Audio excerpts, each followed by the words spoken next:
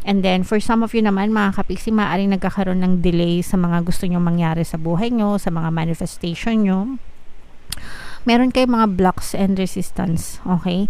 And itong mga blocks na to, medyo malaki, medyo, kumbaga parang nagpatong-patong na yung mga blocks nyo. Parang ito, mountain, di ba? Literal na mountain, di ba yung mountain, mataas yan? Parang pader. Parang pader na, di ba paano ka ba mag-build ng pader? Di ba hollow blocks? Hollow blocks na pinatong-patong hanggang sa tumaas yung pader, di ba?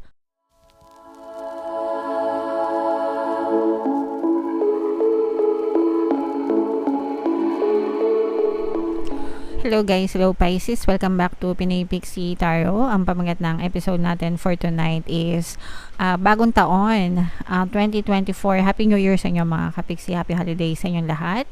So tingnan natin yung mga mensahe sa inyo ng inyong mga gabay at kung ano yung paparating sa inyo ngayong bagong taon mga kapixie. General reading lang guys, pwede mag-resonate, pwedeng hindi, combination ng positive and negative energy. Comment down below mga kapixie if naka-resonate kayo sa mga messages. So, yung first message natin, guys, we have peace. Ilatag muna natin, guys. Tapos, tsaka natin basahin. And then, we have inner wisdom. And start delegating. So, ito, guys, napakaganda ng mga mensahe sa inyo ng inyong mga gabay, no? Pagpasok ng bagong taon, peace, kapayapaan. Okay? So, ibig sabihin, kalmado ang aspeto ng inyong pamumuhay dahil sa kapayapaan na nararamdaman nyo, mga kapixie. There is no need to worry as everything is working out beautifully para sa inyo. And palagi ko naman sinasabi sa inyo, guys, palagi nyo lang i-affirm daily, no? Daily, as in araw-araw. Everything is always working out in my favor, okay? So, i-comment nyo na yan sa baba, mga kapixie. Everything is always working out in my favor. Everything is working out beautifully for me. Yan, basta araw-araw paborsakan ang buhay, araw-araw paborsakan ang sitwasyon. So, kung gusto niya Tagalog, pwede rin mga kapixie. Pero importante na sinasabi niya yan araw-araw, especially kung nasa lugar kayo ngayon na hindi okay yung buhay nyo, marami kayong problema, marami kayong challenges, mas lalong dapat na sinasabi niya yan on a daily basis mga kapixie para unti-unti nyong mapansin, no? Na unti-unti ring magbabago yung buhay mo for the better, mga kapixie. So, i-mind nyo na tong mga kapayapaan, guys, no? Mind peace, o kaya I claim kung gusto nyo, I claim peace, ganyan. I claim for peace. Mind peace, mind kapayapaan, yan. I-comment nyo sa comment section. Bye-bye worries, bye-bye pag-aalala, yan. Para magbabay na kayo sa kanila, guys. Okay, wag nyo na silang isama ngayong 2024, yung mga worries and fears nyo. Magbabay na kayo dyan sa 2023. Wag nyo na silang isama sa 2024 nyo. Okay? And then we have inner wisdom, guys. You know what to do. Alam mo na yung gagawin mo. Okay? Trust your inner wisdom and take appropriate action without delay. So, for some of you guys, alam nyo naman kung ano yung gagawin nyo. Pero sometimes, nagkakaroon ng takot, nagiging indecisive. Sometimes, nagpapadala tayo sa mga sinasabi ng mga tao sa paligid natin, ganyan. So, okay lang naman yun, guys. Pero bago tayo makinig sa kanila, pakinggan nyo muna yung sarili nyo. And trust your intuition, mga kapixie. Trust your instincts. Magdasal kayo. Kasi pag nagdasal kayo, yung mga gabay nyo, gagabayan kayo nyan. Okay? Yung sa pamamagitan ng inyong intuition, mga kapixie. So, magdasal and makinig sa inyong intuition. Hindi naman kayo yan ipapahamak. Okay? And start delegating, no? Baka kasi yung iba sa inyo, kinakaya nyo lahat, no? Ask others, including me, your guides, to help you instead of trying to do everything by yourself. Minsan kasi, kailangan din natin ng tulong, no? Ng iba, hindi pwedeng tayo lang, tapos magkanda kuba ka na. Kapag mas maraming tumutulong sa'yo, mas nagiging magaan yung pagdadala ng buhay. So, start delegating sa loob ng family nyo, ganyan. Dapat tulong-tulong, di ba? Hindi yung isa lang. Ikaw magbayad sa kuryente, ikaw magbayad sa internet, yung mga ganon, konting delegation lang, di ba? Depende sa kakayahan siguro, ganyan. Ikaw bahala sa pagkain, ako yung bahala sa ganito, ganyan. So, yung mga ganon, o kaya naman gusto nyo chip in kayo, di ba? Kung magkano na lang yung pwede. Kasi minsan, merong iba na mas mataas yung sahod kaysa sa ganito, ganyan. So, dapat iniintindi rin natin. Pero, at least yung small contribution, malaki yun. Malaking bagay na yun, mga kapiksi. So, yeah.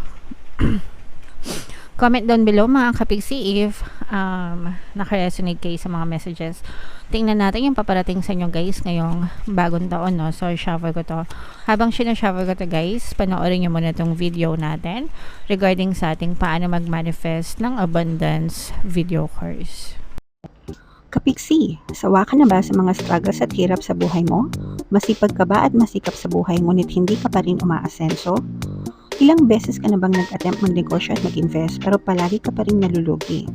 Sa pagkakataon na ito ay maaaring may subconscious beliefs ka na nagiging balakid sa iyong pag-unlad at pagyaman. Introducing, paano mag-manifest ng abundance video course. Dito ay matututunan mong ma-overcome ang mga balakid mo para tuluyan ka ng umunlad, umasenso, sumagana, maging matagumpay, successful at maswerte sa iyong kabuhayan, pera, trabaho, negosyo, salapi at kaperahan ng bonggang-bongga. Dali, mag-send na ng email sa pinoypixitaro@gmail.com at simulan na ang iyong pagyaman ngayon. Alright, so gusto mo bang yumaman, kapiksi? Kung gusto mong yumaman, umunlad at umasenso ng bonggang-bongga, mag-avail ka na ng course, guys, kasi sobrang ganda talaga niyan. And good news, mga kapiksi, no, dahil Christmas season ngayon, meron tayong Christmas sale, guys. 1 week na lang yung natitira, so mag-avail na kayo hanggang December 31 na lang yan. Magbibigay tayo ng 10% discount plus 1 free pampaswerte subliminal sa lahat na mag-avail ng course. Avail nyo na, guys. Sobrang dumadami na yung success stories niyan. Sobrang ganda talaga, mga kapiksi.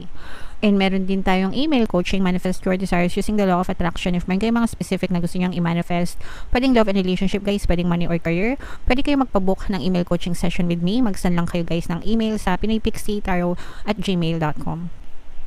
So ito yung mga paparating sa inyo, guys, no, ngayong 2024. So, ito, guys, take one step at a time, no? Parang sinasabi sa inyo ng inyong mga gabay, take one step at a time towards your dreams, towards your goals, mga kapiksi. Pwedeng mag-level up yung inyong kabuhayan, one step at a time, slowly but surely. And parang nagiging malalim yung pundasyon.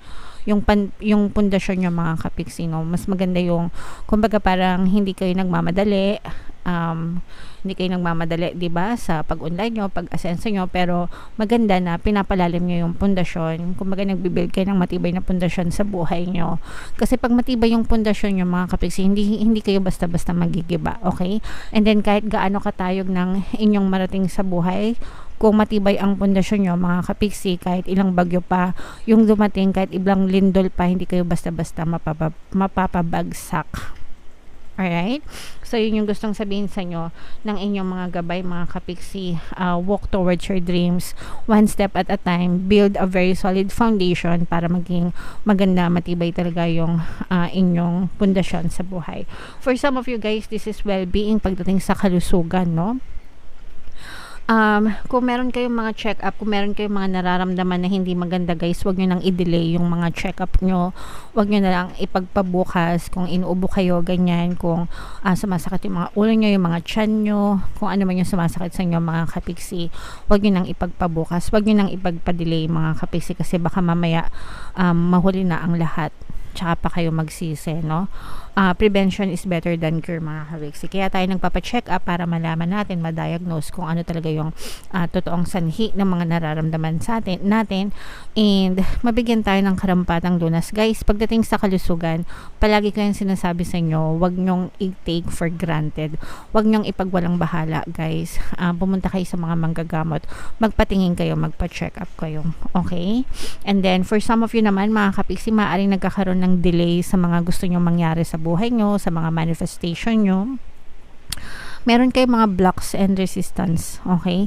And etong mga blocks na to, medyo malaki, medyo kumbaga parang nagpatong-patong na yung mga blocks nyo. Parang eto, mountain, di ba? Literal na mountain, di ba? Yung mountain, mataas yan. Parang pader. Parang pader na, di ba? Paano ka ba mag-build ng pader? Di ba? Hollow blocks. hollow blocks na pinatong patong hanggang sa tumaas yung pader, 'di ba? Ganun yun eh. Ganun din sa blocks mo mga kapiksi. Yung nagpatong na maliliit na resistance mo, naging malaking pader, and yun yung nagkakos ng balakid sa buhay mo, para ma-delay yung mga manifestation mo. So, itong mga blocks na to, itong mga resistances na to, yun yung mga negative assumptions nyo, negative beliefs nyo, negative habits nyo, negative stories na tinanggap nyo, negative truth na tinanggap nyo sa buhay nyo, mga kapiksi. Okay? So, you may want to know your blocks mga kapiksi para malaman mo kung paano mo siya i-address, paano mo ma-revise yung story mo para ma-push yung mga manifestation nyo sa buhay. Okay? Kaya nga tayo merong abundance video course. Yung abundance video course na yun, guys, kapag natutunan nyo yun, ma-identify nyo talaga kung ano yung blocks nyo. Okay? Yun yung maganda dun sa course na yun. Kasi most often than not, hindi nyo alam na may mga blocks kayo, and hindi nyo alam kung ano yung mga blocks na yun. Pero pag napakinggan nyo yung course, guys, malalaman nyo kung ano yung mga balakid nyo, yung mga blocks nyo. Kaya matututo kayo na mag-manifest on your own. Okay? So, yeah. And then, for some of you naman, mga kapiksi, kahit na may mga balakid kayo sa buhay nyo, keep facing your true north, keep facing your dream, mga kapiksi. You have to persist regardless, no? Kaya may block ka or wala. Kasi yung iba, pag may balakid, ayaw na, stop na, tigil na, okay? So, yun na. Kapag nag-give up ka na, wala nang nangyayari or wala nang mangyayari sa buhay mo. Pero, hanggang nagpo-persist ka, mga kapiksi, yung iba sa inyo talagang focused kayo sa inyong mga dreams, mga kapiksi. Alright? And kapag naka-focus kayo, mga kapiksi, tinan mo yung tingin niya, yung attention niya, nandun sa kanyang mga pangarap, diba? Kapag and tsaka naghahanap kayo ng inspirasyon, okay? Yung iba sa inyo, parang kahit na may mga balakid kayo, you're still finding inspiration sa paligid nyo, finding motivation, ganyan. Naghahanap pa rin kayo ng positive sa kabila ng mga kanagahan na nangyayari sa inyo. So, yun yung maganda, guys, okay? So, keep on looking for inspiration, guys, and i-mind nyo itong mga inspiration na to, mind inspiration, mind motivation, ganyan, para talagang maramdaman nyo. And itong well-being na to, mga kapiksi, i-mind nyo rin to, kasi ito yung good health, guys, no?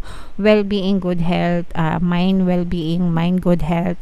Good health kayo, guys, sa 2024. Kaya pagka may nararamdaman kayo, huwag kayong mag-delay na magpa-check up, mga kapiksi. Alright? So, yeah, overall, very positive naman yung mga reading nyo, guys. Kailangan nyo lang i-work out itong mga blocks nyo para maiwasan yung mga delay sa mga manifestation nyo. Okay? So, yeah. Happy New Year sa inyo, guys. Samantalahin ko itong pagkakataon na to. Thank you all so much, mga kapiksi, sa pagsama nyo sa akin ngayon 2023, and sana sama-sama pa rin tayo sa 2024. Super na-appreciate ko bawat isa sa inyo sa mga pag-like nyo, pag-comment nyo, pag-share nyo ng ating mga videos, pag-mind nyo, ganyan.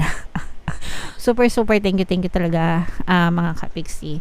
And ito yung ating 2024 kapalaran, guys. Kung hindi nyo pa napapanood, panoorin nyo na, 2024 na. And ito naman yung ating success stories ng paano mag-manifest ng abundance video course. Click here to subscribe, guys, and click here to join our membership program.